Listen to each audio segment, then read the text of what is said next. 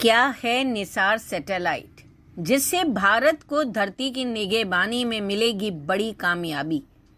America से भारत आया Nisar satellite launch के बाद आपदाओं को लेकर करेगा अलर्ट।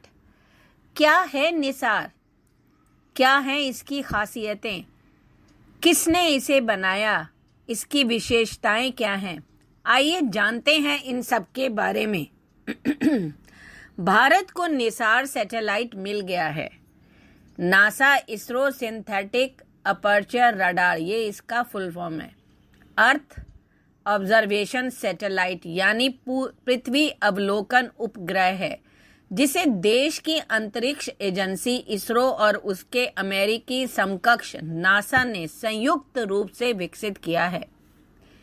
भारतीय अंतरिक्ष अनुसंधान संगठन यानी इसरो और अमेरिकी अंतरिक्ष एजेंसी यानी नासा के सहयोग से बना निसार पृथ्वी की सतह का अवलोकन कर डेटा तैयार करने में देगा मदद।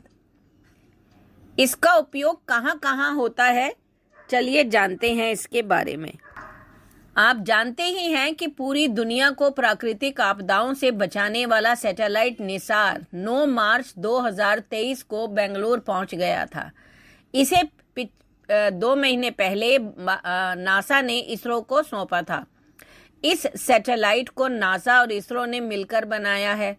इसे रिसीव करने के लिए खुद इसरो प्रमुख doctor S Somnath jet propulsion laboratory गए थे।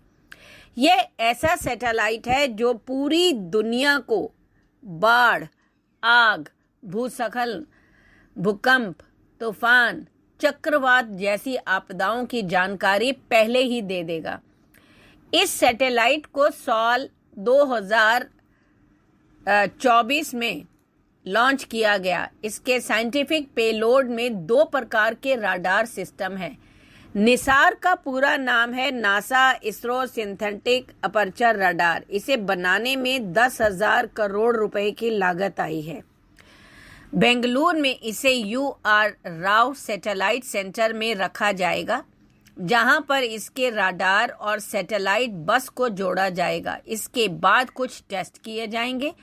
इस मिशन का लाइफ टाइम फिलहाल 3 साल है। बाद में यह और भी बढ़ सकता है। इसका मेश रिफ्लेक्टर 40 फीट व्यास है। इसे नियर पोलर अर्थ ऑर्बिट में तैनात किया जाएगा। यह दिन और रात दोनों समय काम करने वाला सैटेलाइट होगा। इसे लॉन्च करने के लिए GSLV Mk2 रॉकेट का इस्तेमाल किया जा सकता है।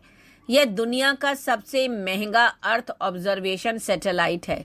निसार पूरी दुनिया पर नजर रखेगा। निसार स्पेस में धरती के चारों तरफ जमा हो रहे कचरे और धरती की और अंतरिक्ष से आने वाले खतरों की सूचना भी देता रहेगा। सैटेलाइट और उसके पेलोड की कई बार टेस्टिंग हो चुकी है। यह भारत और अमेरिका अब तक का सबसे बड़ा संयुक्त साइंस मिशन है। निसार में 2 प्रकार के बैंड होंगे, L और S। ये दोनों धरती पर पेड़ पौधों की घटती बढ़ती संख्या पर नजर रखेंगे, साथ ही प्रकाश की कमी और ज्यादा होने के असर की भी स्टडी करेंगे। एक बैंड ट्रांसमीटर को भारत ने बनाया है, S बैंड को, और L बैंड ट्रांसपोंडर को नासा ने। इसका राडार इतना ताकतवर होगा कि यह 240 किलोमीटर तक के क्षेत्रफल की एकदम साफ तस्वीरें ले सकेगा। यह धरती के एक स्थान की फोटो 12 दिन के बाद फिर लेगा, क्योंकि इसे धरती का पूरा चक्कर लगाने में 12 दिन लगेंगे। इस दौरान यह धरती के अलग अलग हिस्सों की रैपिड सैंपलिंग करते हुए तस्वीरें और आंकड़े वैज्ञानिकों को मुहैया कराता रहेगा। इस मिशन की लाइफ 5 साल मानी जा रही है। इस दौरान निसार ज्वालामुखी, भूकंप, भूस्खलन, जंगल, खेती, गीली धरती, परमाफ्रॉस्ट, बर्फ का कम ज्यादा होना आदि विषयों की स्टडी करेगा। निसार सैटेलाइट में एक बड़ा मेन बेस होगा, जिसमें कई इंस्ट्रूमेंट्स लगे होंगे।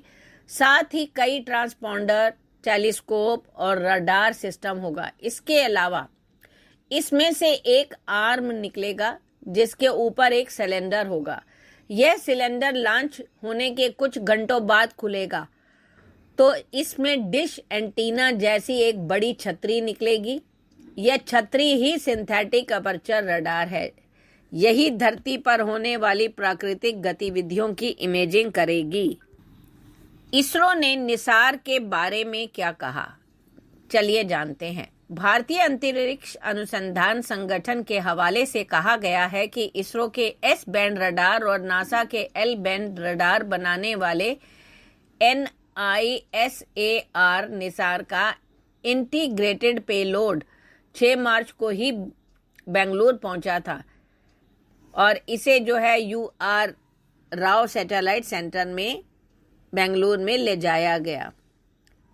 ये सैटेलाइट आधुनिक USV के आकार का है जिसे दक्षिणी कैलिफोर्निया में अमेरिकी अंतरिक्ष एजेंसी की जेट प्रोपल्शन लेबोरेटरी में विकसित किया गया और इसरो प्रमुख एस सोमनाथ ने कहा कि यह सैटेलाइट हमारी व्यापक संभावनाओं का एक उदाहरण है जिसे 2 अंतरिक्ष एजेंसियों के सहयोग से भविष्य की परियोजनाओं में हासिल किया जा सकता है।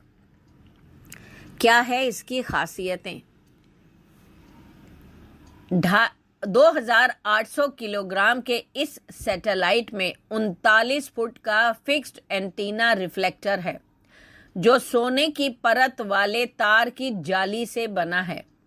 नासा के मुताबिक यह एंटीना में छोटे से छोटे बदलाव को पकड़ने की क्षमता है इसमें और यह घने बादल होने पर भी देख सकेगा। इसका डिजाइन इस तरह से बनाया गया है, ये ऊपर की तरफ फीड द्वारा भेजे गए और प्राप्त राडार सिग्नल को आसानी से पकड़ लेता है। इसे सैटेलाइट में कम से कम 3 से 5 साल तक लगातार काम करने की उम्मीद है। भारत के लिए क्यों अहम है ये सैटेलाइट?